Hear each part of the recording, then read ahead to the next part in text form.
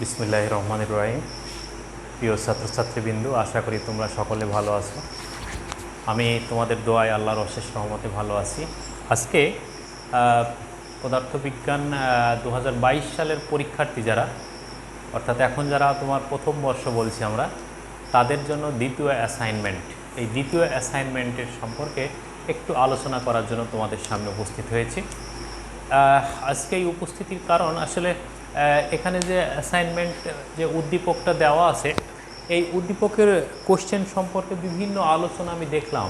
এই আলোচনা দেখে মানে যে কারণে উপস্থিত হওয়ার কারণ যে তোমাদের আসলে দ্বিধান্বিত হয়ে যাওয়ার মতো, হ্যাঁ, বিভিন্ন রকম অ্যান্সার শিট কিন্তু আমরা দেখতে পাচ্ছি ইউটিউব সহ বিভিন্ন জায়গায়। এখন প্রশ্ন হচ্ছে যে কোনটা সঠিক উত্তর, এই উত্তরটা বেছে নেওয়া আসলে একটু কষ্টকর, তাই না? ভালো ভালো কোচিং সেন্টার বা ভালো ভালো উদ্ধৃতির জায়গা থেকে দেখা যাচ্ছে যে বিভিন্ন রকম হচ্ছে উত্তর প্রেরণ করা হয়েছে। সেই ক্ষেত্রে একজন কোমলমতি স্টুডেন্ট হিসাবে বা ক্লাস না করে এই উত্তরগুলো বেছে নেওয়ার জন্য একটু কষ্টকর। তো সেই জন্য আমি তোমাদের সামনে এই উদ্দীপকটার সঠিক উত্তর উপস্থাপন করার জন্য উপস্থিত হয়েছি। এখন মনে হতে পারে যে এটাই বা কতটুকু সঠিক, তাই না? তো যাই হোক, চলো আমরা দেখি। তবে উদ্দীপকটা আমি উঠাচ্ছি না, আমি এই উদ্দীপকটা এখানে লেখাটাই আমি তোমাদের দেখাচ্ছি যে এই উদ্দীপকটা আমাদের এবার দেওয়া হয়েছে। এটা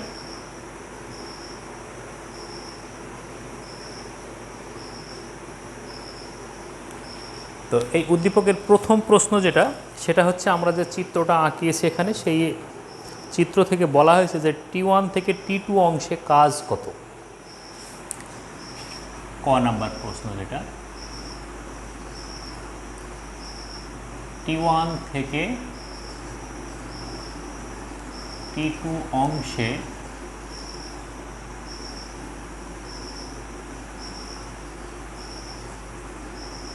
কৃত কাজ কত। তো এটা হচ্ছে আমাদের দ্বিতীয় অ্যাসাইনমেন্ট এবং এটা এসছে দ্বিতীয় বর্ষের তাপগতিবিদ্যা অধ্যায় থেকে। তো তাপগতিবিদ্যা অধ্যায়ের শুরুতে বা এখানে কৃত কাজ এই সমস্ত বিষয়গুলোকে নিয়ে আলোচনা করতে গেলে আমাদের তাপগতিবিদ্যার প্রথম সূত্র, দ্বিতীয় সূত্র, এই সমস্ত বিষয়গুলো আসে। তো তাপগতিবিদ্যার প্রথম সূত্র থেকে আমরা দেখেছি যে এখানে কয়েকটা অংশ ছিল, যে সম আয়তন অংশ, সমচাপ অংশ, সমতাপমাত্রা, সমুষ্ণ অংশ। তো এক্ষেত্রে আমরা দেখছি যে এইখানে যে ঘটনাটা ঘটছে যে T1 থেকে T2 তাপমাত্রায় যাওয়ার জন্য এই লেখচিত্র থেকে দেখতে পাচ্ছি আমরা যে একই আয়তনের মধ্যে এই তাপমাত্রার পরিবর্তন ঘটছে। এবং আমাদের যে উদ্দীপক, সেই উদ্দীপকে বলা হয়েছে যে এখানে যে গ্যাসীয় পদার্থ রাখা আছে, সেই গ্যাসীয় পদার্থটা একটা ধাতব পাত্রে রাখা আছে। কিন্তু ধাতব পাত্রে রেখে যদি আমরা সেটাকে চাপ বাড়াই, এখানে P2 চাপ থেকে P1 চাপে যাচ্ছে, অর্থাৎ চাপ বেড়ে যাচ্ছে। তো চাপ বেড়ে যাচ্ছে অথচ আয়তন একই থাকছে। যদি একই আয়তনে চাপ বেড়ে যায় তাহলে সেই ক্ষেত্রে অবশ্যই তাপমাত্রা বৃদ্ধি পাবে। তাহলে নিম্ন তাপমাত্রা থেকে উচ্চ তাপমাত্রার দিকে যাচ্ছে, কিন্তু আয়তনের কোনো পরিবর্তন ঘটছে না। তাহলে সেই ক্ষেত্রে আমরা, যদিও এটা ধাতব পাত্রে রাখা আছে, একটা সুপরিবাহী পাত্রে রাখা আছে, তাপের আদান প্রদান করতে পারে, কিন্তু যেহেতু একই আয়তনে চাপ বেড়ে যাচ্ছে অতএব তাপমাত্রা বৃদ্ধি পাবে। তাহলে এই অংশটা যৌক্তিক। তাহলে এই যৌক্তিক অংশে এসে কৃতকাজের পরিমাণ কত হবে, যে কৃতকাজ সবসময়ই হচ্ছে আমাদের আয়তন প্রসারণ বা সংকোচনের ক্ষেত্রে আমাদের গ্যাসীয় পদার্থের কাজ সম্পাদিত হয়। তাহলে আমরা জানি কৃতকাজ,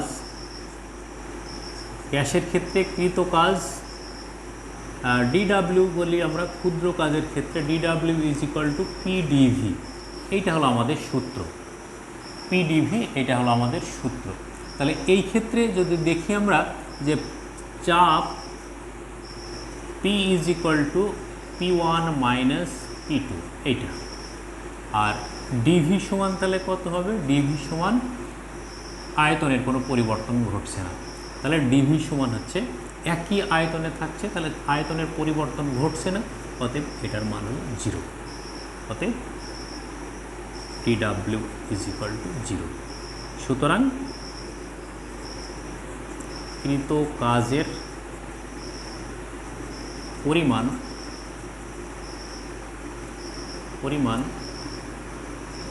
শূন্য। এটা হলো আমাদের ক নাম্বারের উত্তর। এখন এই ক নাম্বার উত্তরের পরে খ নাম্বার প্রশ্নে বলা হচ্ছে যে খ নাম্বার যে প্রশ্ন, সেই প্রশ্ন বলছে যে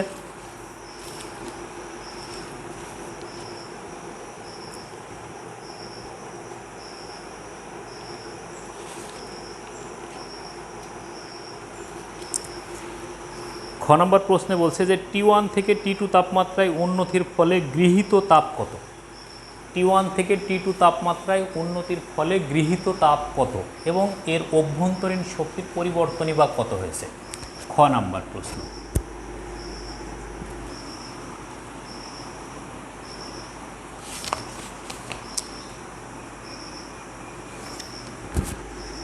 T1 থেকে T2 তাপমাত্রায় উন্নতির ফলে গৃহীত তাপ কত? আর একটা অংশ আছে যে অভ্যন্তরীণ শক্তি কত।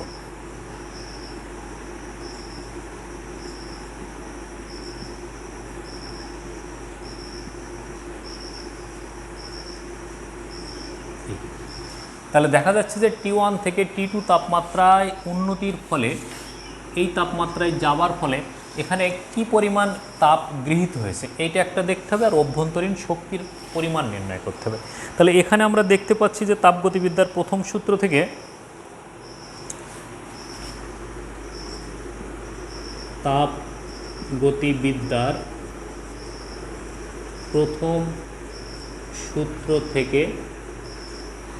তাপগতিবিদ্যার প্রথম সূত্র থেকে কি জানি আমরা? কৃত কাজ সমান অভ্যন্তরীণ শক্তি প্লাস গৃহীত তাপ সমান অভ্যন্তরীণ শক্তি প্লাস কৃত কাজ।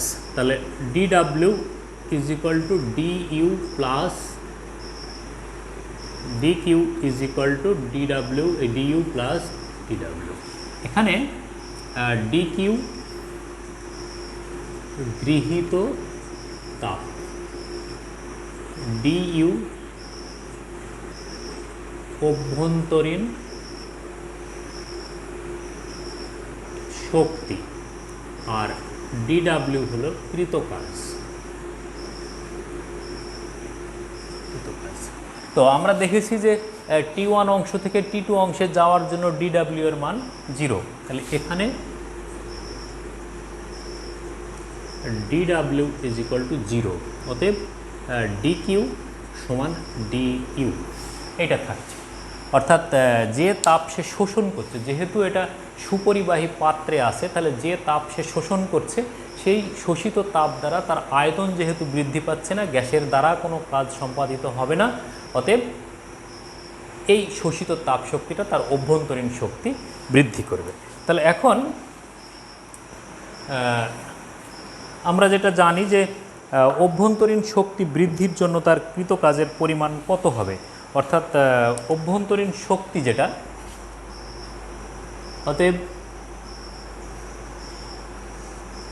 অভ্যন্তরীণ শক্তি du ইজ ইকুয়াল টু কত হবে? তাহলে যেহেতু গ্যাসের পরিমাণ বলা আছে, একটা নির্দিষ্ট পরিমাণ গ্যাস ছিল তাতে, তাহলে এইখানে আমরা বলতে পারি সেই পরিমাণ n, এটা হলো CV, এটা হলো DT। তাহলে এখানে n গ্যাসের পরিমাণ,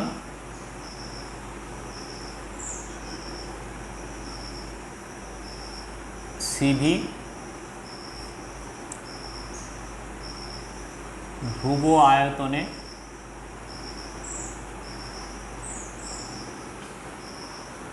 মোলার গ্যাস ধ্রুবক, এই গ্যাসে ধ্রুব আয়তনে গ্যাস আপেক্ষিক তাপ, মোলার আপেক্ষিক তাপ, আর ডিটি হলো তাপমাত্রা বৃদ্ধি।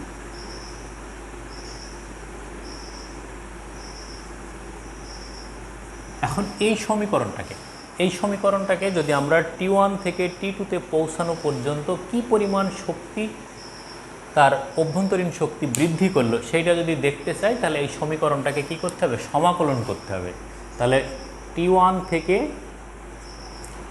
T2 সীমায় সমাকলন করি।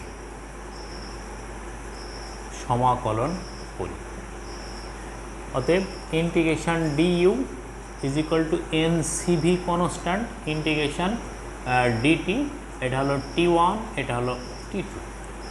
তাহলে এটা সমান আমাদের কি, মোট শক্তির পরিমাণ U NCV integration 1 by integration dt মানে কত, T কাট ব্র্যাকেট এর upper limit T2 lower limit T1 integration dx is equal to x। সেই সূত্র অনুসারে আমাদের ইন্টিগ্রেশন dt মানে T বা U is equal to NCV T2 minus T1। এইটা হলো আমাদের অভ্যন্তরীণ শক্তি। প্রশ্নে বলা হয়েছে যে গৃহীত কাজ এবং অভ্যন্তরীণ শক্তি, এই গৃহীত তাপ শক্তি এবং অভ্যন্তরীণ শক্তি। তাহলে গৃহীত তাপ শক্তি dq, অতএব গৃহীত তাপ শক্তি dq ইজ ইকুয়াল টু, তো একই মান হবে, তাহলে একই মান NCV T2 মাইনাস T1 অভ্যন্তরীণ শক্তি।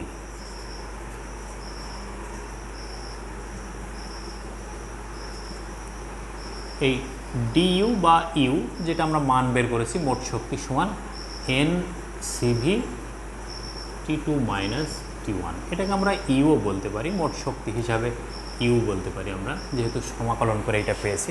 এই দুইটা উত্তর আমাদের এখানে চাওয়া হয়েছে। তবে এখানে কেন আমাদের dq আর ইউ সমান হলো, কারণ হচ্ছে যে পরিমাণ তাপ শক্তি সে শোষণ করছে, সেই শোষিত তাপ শক্তির পুরোটাই হচ্ছে তার অভ্যন্তরীণ শক্তি তৈরিতে ব্যয় হচ্ছে।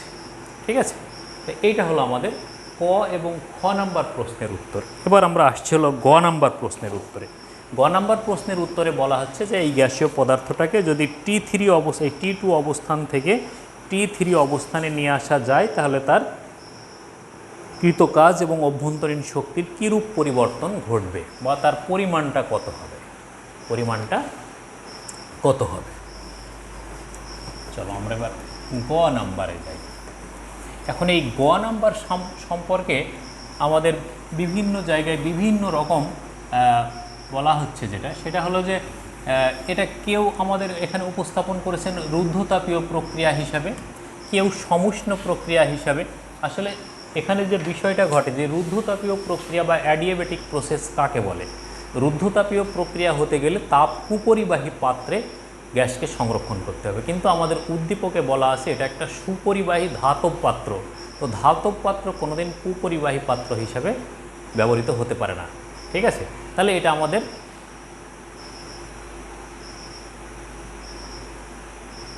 অ্যাডিয়াবেটিক প্রসেস হচ্ছে না। আবার দেখা যাচ্ছে যে এইখানে তাপমাত্রা পরিবর্তন ঘটছে, T2 থেকে T3 তাপমাত্রায় এসছে। উদ্দীপকে বলা হয়েছে যে একটা চক্রাকার অবস্থান সৃষ্টি হয়েছে তাপমাত্রা পরিবর্তনের ফলে। তাহলে এই তাপমাত্রা T2 এবং T1 কখনো একই তাপমাত্রা হতে পারে না। যদি একই তাপমাত্রা হতো, T2 সমান T1 হতো, যদি T2 সমান T1 যদি হতো, এই T3 যদি হতো, তাহলে এটাকে আমরা সমুষ্ণ প্রক্রিয়া বলতাম। সমুষ্ণ প্রক্রিয়া, তাহলে তখন সমুষ্ণ প্রক্রিয়ার হিসাব ধরে আমরা এটার কৃতকাজের পরিমাণ বের করে ফেলতাম। তাহলে এখানে দেখা যাচ্ছে যে রুদ্ধতাপীয় প্রক্রিয়া বা সমুষ্ণ প্রক্রিয়ার আওতাভুক্ত আমরা করতে পারছি না। তাহলে সেই ক্ষেত্রে আমরা এখানে কি পদ্ধতি অবলম্বন করতে পারি?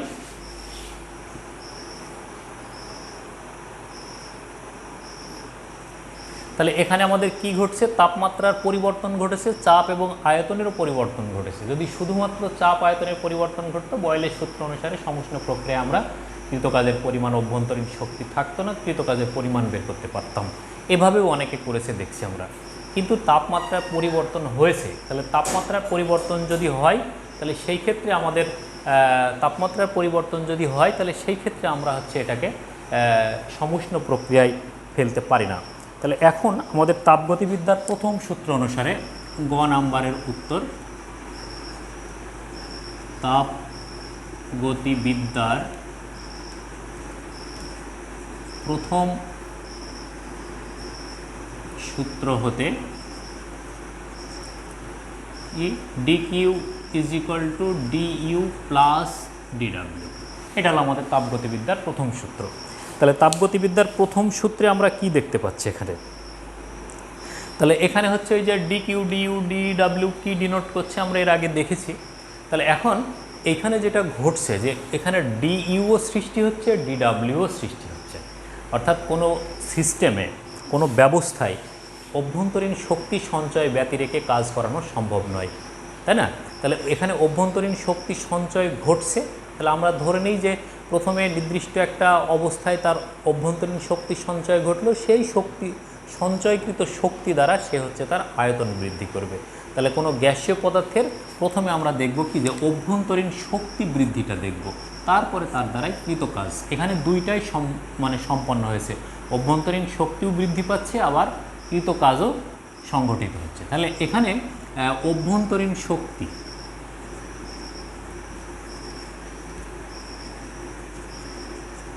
অভ্যন্তরীণ শক্তিটা আমরা খতে ব্যবহৃত সূত্র অনুযায়ী করে ফেলতে পারি যে du = n/cv dt। কিন্তু এখানে তাপমাত্রার লিমিট হচ্ছে তোমার T2 থেকে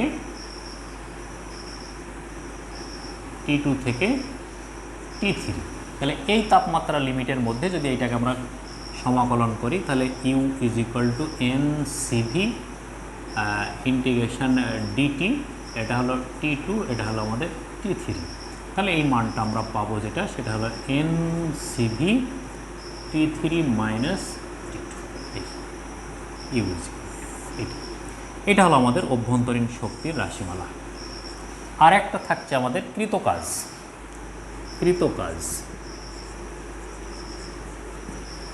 এখন এই কৃতকাজ W বা DW সমান আমরা কি পাবো? W সমান আসলে DW বলতে আমরা ক্ষুদ্র অংশ বোঝাচ্ছে, আর মোট কাজ তাহলে কি W। তাহলে W সমান আমরা কি পাবো এখানে? কৃতকাজ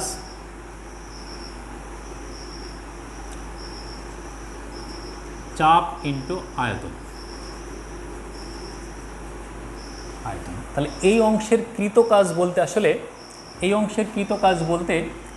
এই অংশটুকু বোঝানো হচ্ছে, এটা টোটাল এটা। তাহলে এইটার ক্ষেত্রে দেখা যাচ্ছে যে আমাদের এই পর্যন্ত এটা কি P2, এটা P2, এটা হলো P1। তাহলে এখন যদি আমরা এটাকে এরকম একটা ট্রাপিজিয়াম আকৃতির মনে করি, তাহলে এটা হলো V1, এটা হলো V2, এটা হলো P2, এটা হলো P1। তাহলে এই অবস্থায় যদি নিই তাহলে এটার ক্ষেত্রে আমাদের কৃতকাজ W সমান কত হবে? যেহেতু কৃতকাজ W সমান কি PV, বয়েলের সূত্র থেকে আমরা জানি PV হলো আমাদের কৃতকাজ। তাহলে এখানে P বলতে কোনটা হবে? যেহেতু এই অসমান বাহু হচ্ছে কি P1 এবং P2, তাহলে চাপ P1 প্লাস P2 এর হচ্ছে অ্যাভারেজ মান 2 ইন্টু আয়তনের পরিবর্তন। তাহলে আয়তন কত? আয়তন হচ্ছে V2 - V1। এটাই হলো আয়তনের বৃদ্ধি। এটাকে আমরা বলছি হলো half P1 plus P2 into V2 - V1। এটাই হলো আমাদের কৃতকাজ।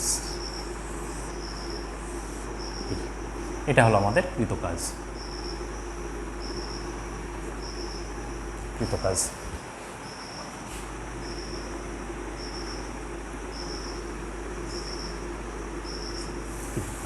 তাহলে এখানেও আমাদের চেয়েছে কি কৃতকাজ এবং গৃহীত তাপ শক্তি। তাহলে গৃহীত তাপ কত হবে? অতএব গৃহীত তাপ সমান অভ্যন্তরীণ শক্তি প্লাস কৃতকাজ। অতএব গৃহীত তাপ সমান অভ্যন্তরীণ শক্তি কত? এটা n/cv T2 - এই T3 মাইনাস T2 প্লাস এটা তাহলে হচ্ছে হাফ